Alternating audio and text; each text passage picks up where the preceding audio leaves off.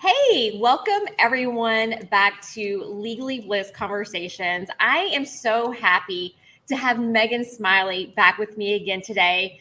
If you remember, a few weeks ago, we were hanging out and I had some internet issues and we were in the middle of our conversation and Megan just so beautifully carried on my podcast, my YouTube show without me. And I always say, like, if you need a girl on your side that has your back, Megan is the one because she just carried it so beautifully.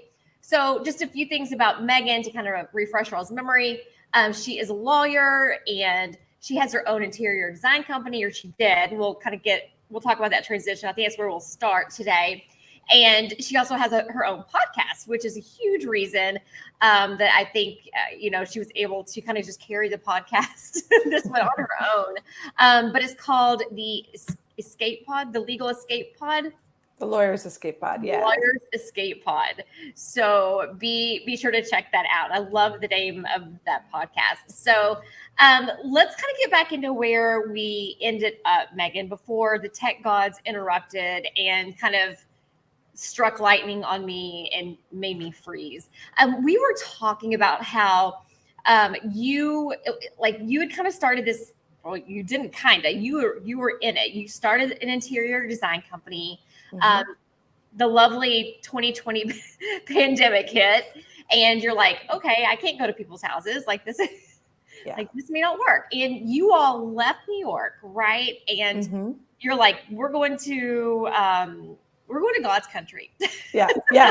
Big sky country. Big sky country. How can we be so far away from other humans? Yeah, exactly. And personally, Montana is one of my favorite places in the world. So, you gotta do what you gotta do. I commend you for doing that. And it can be such a huge, like, cultural change, I think, in a lot of ways, when you go from living in a city to where there is no one around you, right? So let's kind of talk there. Like, so you all moved there and you might have been thinking a little bit about, maybe there's not so many like interior design opportunities or demands. Yeah. There were a lot of factors at play, really. Yeah. So my husband and I had been thinking about leaving New York for a while. So that was like in our heads pre-pandemic. And when we left New York to go to Montana, we thought it was temporary. So, and I was doing my interior design on the side, but I was still working at Fordham. You're at Fordham. Okay. Yes. So everything had gone remote, but so, we're out here kind of in this like liminal space of like, where are we? What are we doing? And it was in that time that it sort of became posed as my husband's job went remote. It was like, listen, we could do the thing. We could move. We were talking about San Diego, or, we could go back to New York. And that was really what prompted me to be like, okay, I've got to ask myself some questions here. Because my whole network is East Coast, and sort of the design business was really depending on sort of that network. Yeah. And I could rebuild it in California, but I was also learning and doing it that there were some things about that business that didn't align with my natural strengths as well. Mm-hmm. And there's just something about getting into the entrepreneurial space where you all of a sudden just start your eyes open, you do this personal development stuff, you just start learning about yourself. And I was realizing that freedom is a very high priority of mine, geographical freedom specifically. Mm-hmm. And just thinking about, what the options were, I simultaneously was doing my podcast, and I was like, people were emailing me and asking me things. I was like, so I also might be sitting on another business here. And that was the thought that I was kind of like, okay, I think for my life, the right choice is for us to move to California. And looking at sort of everything I'd learned about myself and getting into the entrepreneurial space and really understanding sort of where my gifts lay, I was like, I think that moving into this coaching world is actually the right shift. So looking back at it, I'm like, I mean, I'm sort of surprised but proud of myself for being able to like pivot again. Like it was already hard enough to take up the interior design because it was so out of left field, right? But what became true to me was like, I have a true north, and the true north is, doing something I feel called to do and that aligns with my values. And for me, like that didn't change, just the details of what it looked like changed. And so I still felt like I was on the same path. You said that you have high standards for the lifestyle you want to live. Yeah. Yeah. I love that so much. Yeah. So, and for me, it's not like, it's not even like, oh, spending lots of money, right? It's like, for example, I just was in Montana for 2 weeks. My dad now lives there. I was visiting. I'm going to New York for 2 weeks. I'm going back to Montana for 3 weeks. And I'm working, right? It's because I can work these places, but I get to go spend time with my family. I get to live in San Diego where it's sunny and puts me in a good mood most of the time. And that's sort of what I mean is that, like, I get to prioritize the things that are my priorities in life. Do you help your clients kind of define what that is? Because I think sometimes it's hard for us to do that. Yeah, absolutely. Because we've all pretty much, that's a generalization, but a lot of us have adopted sort of this is what a successful life looks like blueprint.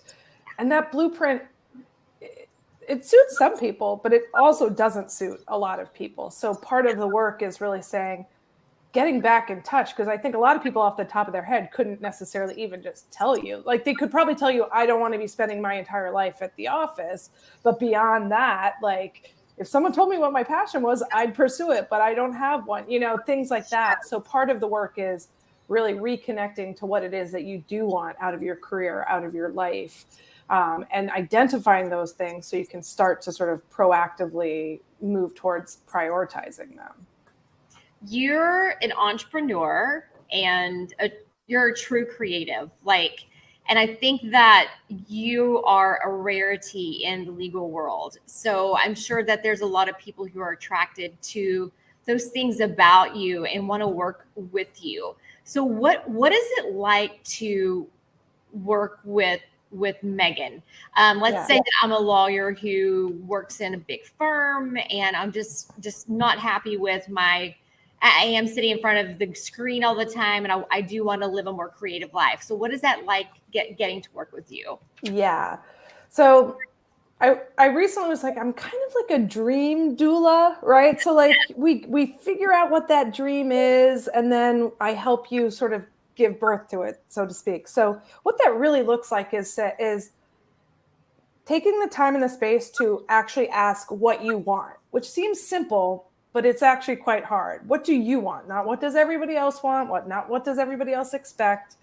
Even if you allow yourself to think broadly, like you sort of alluded to, like I've got this kind of creative, entrepreneurial side. So my vision, like my sense of possibilities for anybody is enormous, right? Like, so we're not looking like this. I'm helping people look like this to really capture what it is they want, not just one of 3 kind of like legal adjacent options that may not really feed their soul at all. Maybe you can go in-house, or maybe you can go to a boutique firm. Exactly. And in fact, a lot of the people I work with have made one or multiple of those jumps, which totally makes sense. And a lot of us do that before they realize, okay, there's a more fundamental mismatch here. And so just giving someone the space and permission to ask themselves those questions, discover those things about themselves, work through all of the natural blocks that come out. Like, you're crazy. You can't do that. That's not what one does. Like, you've put all this time, money, and energy into getting your law degree. You can't just walk away from it, Yeah. And not I'm not like, quit your job tomorrow. Sometimes it's a hybrid, like I think there are a lot of people out there like yourself, like sort of in this hybrid world. Maybe that's the right answer. Maybe a total jump is, but really giving yourself the opportunity to explore those options, and working through whatever you're telling yourself is why you can't do it. And then just strategizing one step in front of the other, getting into action to actually put this vision into reality. What do you like? What is the biggest obstacle that you're seeing with your current clients when it comes to moving forward like that? I think it's one common one is money, right? I think there's a lot of I have a job that pays me X, and so it feels like a binary. Like I either stay in this job I hate and I am financially stable, or I do something I love and I, live on the streets. And then a van down by the river. In a van down by the river. Right? Exactly. Yeah. Our younger listeners are going to be like, "What is that?" Like, I've always said that, like, when you ask yourself, like, what's the worst case scenario? Whenever I ask myself, I'm like, I live in a van down by the river. Yeah. That actually sounds kind of. I know. I just spent a week van lifing around Oregon. It was awesome. Yeah. I don't think I have any problem with it, actually. So.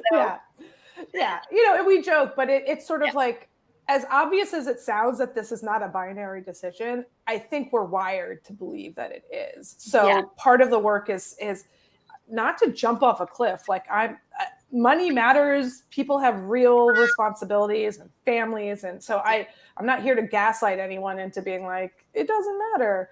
But there are strategic ways of making the transition so that you're not fully like taking a leap until you feel like you're comfortable taking the leap. And there's also this idea that like you can't make X amount of money doing whatever thing. And so part of the exercise is to look for evidence of the possible, because we take that as a fact, but it's not a capital F fact, right? Like it's sort of retraining your brain to see different possibilities, get on board, and, look at it like it's not like applying to a job necessarily. It's not like okay, this happens, you apply and then a month later you're in a new position. Like, it's more of an undertaking, but it's something that's really meant to be so by design that by the time, it's something that's a labor of love in a sense, to really figure out what you want to be spending your time doing. It's a labor of love for yourself. Yeah, right? It's an investment, and this is the life you're living. Like it's cliche, but like you've got one, and I want to spend it doing things that light me up. 100%. Because also, like, when you're happier, you're gonna the people that are in your sphere are gonna be happier. I mean, that's just how it is, How long does it take to kind of make that transition? So, it's different for every person. Especially, it depends on what the transition is to, right? If it's to actually start a business, like you can start a business quickly. Does it mean it's replaced your income quickly? Not necessarily. And I like to be very upfront with people that it's not some magic fix, but, I think certainly, like, I work with people typically for 6 months, and within 6 months, everybody like that I've worked with is like, okay, they have clarity about what it is they want, and they're on the path to building it. Okay. And that is a very realistic thing in 6 months. Whether it's met your sort of, I make enough to quit my job doing this. Like, if anyone's telling you they know exactly what the timeline is for that, they're lying to you. Right. Everyone has different obligations. Yes. I mean, maybe you're single, or you have a partner. It's more okay for you to live in a van down by the river. Right. Like, I know you and I both are child free. So like that allows me a certain level of freedom and risk taking that I understand not everybody has. People come from different levels of, family background, both emotional and financial support, right? The differences are real. So it's not that it's not available to anyone, but it's just your strategy may be different depending on what your, on the ground realities are. But what I would love for people to know is, don't rule the whole endeavor off just because you're like, it could never be, What if you spent 5 years building this thing? Like, in 5 years, you could be somewhere amazing, or you could be where you are now. Right. So can you tell me a little bit about like your favorite transition story?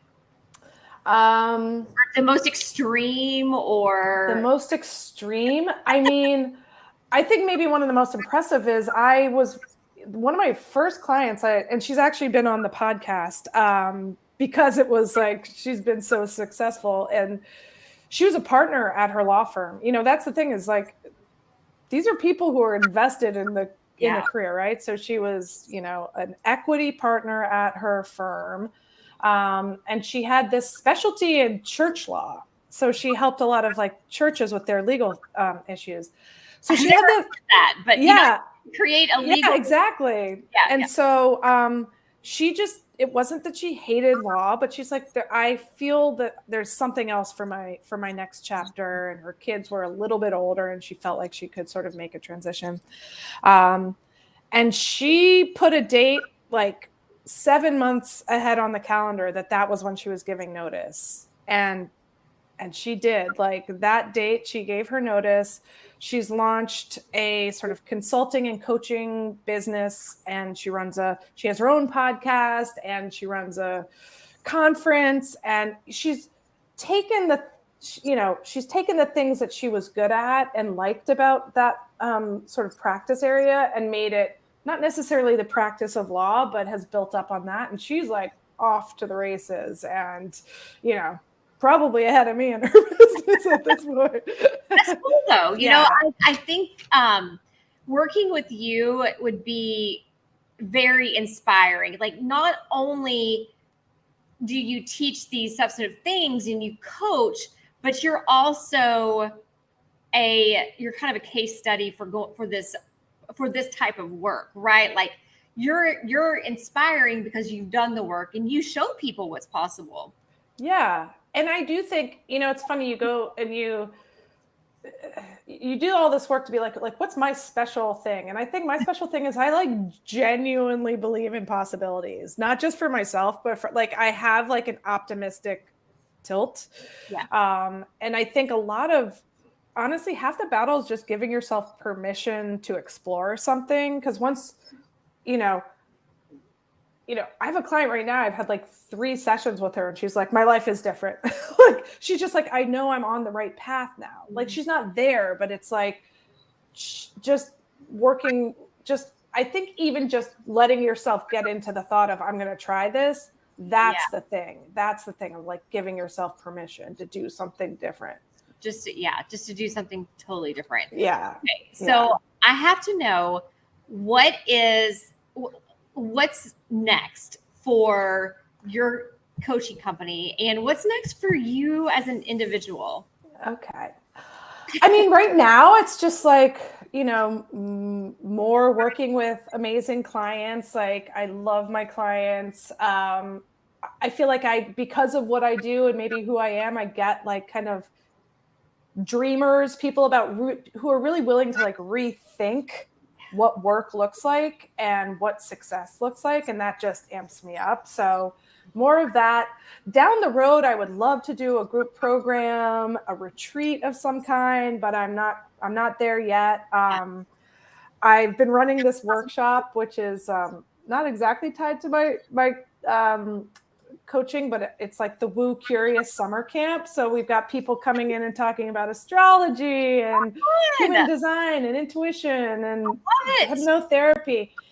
And it's like, it's fun. So and it's almost all lawyers turned these professions. So just to show you, like, people are out here doing probably wilder things than you were even thinking about doing.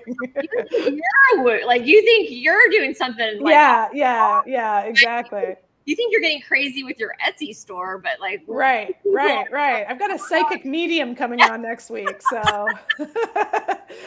that's cool. Yeah. So I think like that's just an example of like me leaning into what's fun, because I think part of what's next for me and for the business is, just expanding this idea of like, follow your joy, follow your passion, and build from there. Yeah. Trying to sort of walk the talk. Yeah, and have for your own self the lifestyle, or like a high standard for the lifestyle that you want to live. I think that people need to emulate that, and I think that's one really cool thing that they can learn from you. Yeah, and just just dream big. Like, as lawyers, we tend to be really in a small box. Mm-hmm. And we all deserve to like have everything, have our priorities in life and spend time with family or friends or doing the activities that aren't your job that you want, right? It's like that. It's okay. Yeah, we're whole people, right? And my philosophy is people talk about work-life balance and I talk about work-life integration. Like I feel that that's what I aim for. So like, my life is that I want to spend some time in the summer in a place I don't live full time, but I can integrate that because my work is flexible and, and it's a reflection of who I am. So it's integrated with me as a person. So, for me, that's what works, is to have it sort of integrated rather than just trying to put it in a bucket. And I like that. I like that language around that, right? Yeah. How can you, because I think that the whole balance is maybe like a misnomer. It's because it really is hard to balance both. I think it's good to also kind of look at your seasons of life, like, totally. Maybe considering like maybe you're a young lawyer versus a lawyer that has family or children. And also like on a smaller scale, like maybe in the summer you pull back and you work a little less. And that I've I know. I was going to say you're leading by example on that, which I love. Yeah. And doing that is such a foreign thing for me. And it's a little scary, but because it feels like I'm kind of letting go of something, but I'm like, you know what? I really need this. I need to have like time open to spend with my niece and nephews. And I'm going to allow myself that. But part of me sometimes feels a little guilty. And it's so bizarre how these thoughts are so ingrained in our head about how we're supposed to like show up and how we should do this. Toxic capitalism. I could go on a whole rant about this. I'm reading a book right now about regenerative business and this idea of like, you look around at nature and everything is in cycles and, nature doesn't just like go, go, go. Yep. And nor are we as humans built to be like that. Right. And so we live in a society where it is go, go, go 24/7, like client responsiveness. And that's the expectation. But I think it's contrary to how we naturally function typically. And I think that you're going to find that letting yourself have a season of rest is going to bring you back with like such a level of rejuvenation that just pushing through to burnout is that's not the answer. It's not the answer. Yeah. And lawyers are just notorious for this type of thing. Yes.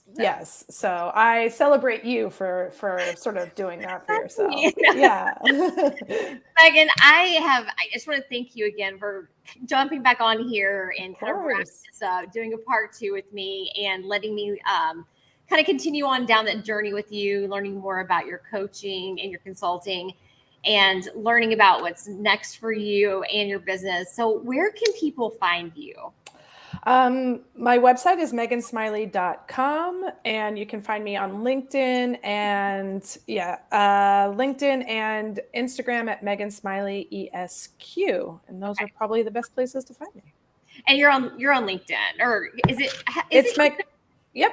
Okay. It's Megan Smiley ESQ on LinkedIn as well. Yes. And the podcast is The Lawyer's Escape Pod, and it's on all the regular places. That's a great name. I said, I love that name. My husband helped me come up with that, so I have to give him credit. And when I talk to you, so he's from Louisiana, and you and he say lawyer exactly the same way. So it always feels very at home to speak to you. My dad's family, we have family in Louisiana. So yeah. He's got family in Montana, which is really funny. So lots of accent is all over the place. Yeah, my husband doesn't have much of an accent, but there's certain words: lawyer, July, and insurance. Does he kind of draw out July? Does he July? Yeah. July. I love accents, though. I think they're so I do too. I'm obsessed. Yeah. Megan, thank you again for hanging out with me. Of course. This was fun. It's always a pleasure, Susie. Enjoy your summer. I will. You too. And safe travels. Talk to you soon. Bye.